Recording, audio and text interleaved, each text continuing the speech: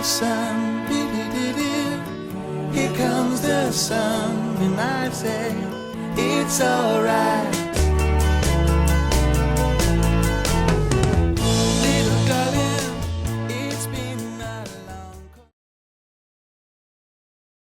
long. Les gars, on arrive enfin à un tiers de notre année. Oh. Déjà que le temps hivernal me rend très triste, là cette information me rend encore plus triste. Ça fait un tiers, là on a passé un tiers de notre année. Ça passait tellement vite. Je suis déjà très nostalgique, vraiment. Là on est en décembre. Regardez mon beau sapin, roi des forêts. Trop beau.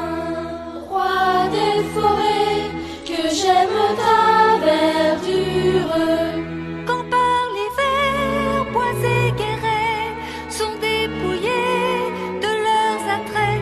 Mon beau sapin, roi des forêts.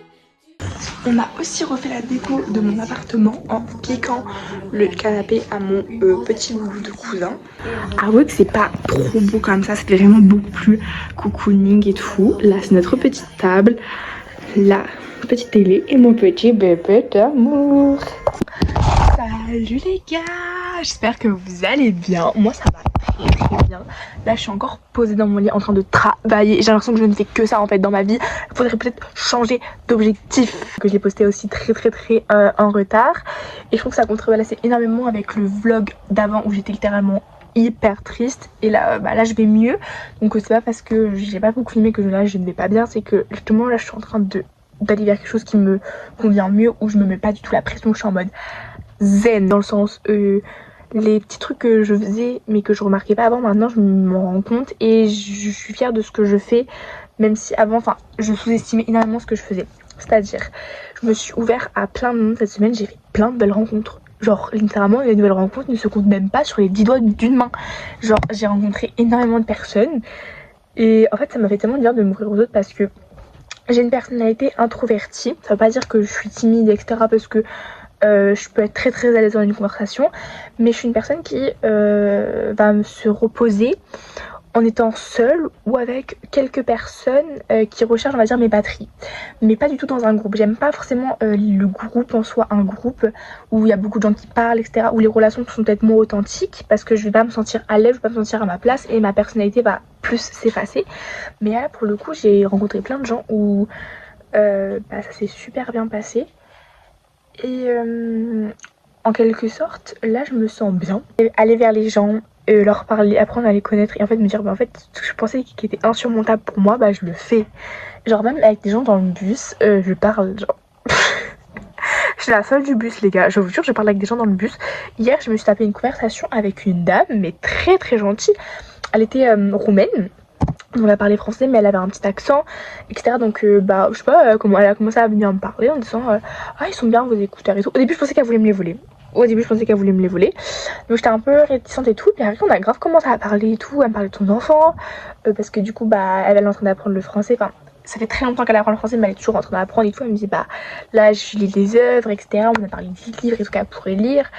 Et elle était en mode ouais mon fils il est super fier de moi. J'étais en mode mais trop mignon genre ainsi. Cette semaine il n'y a pas eu énormément de choses importantes en soi.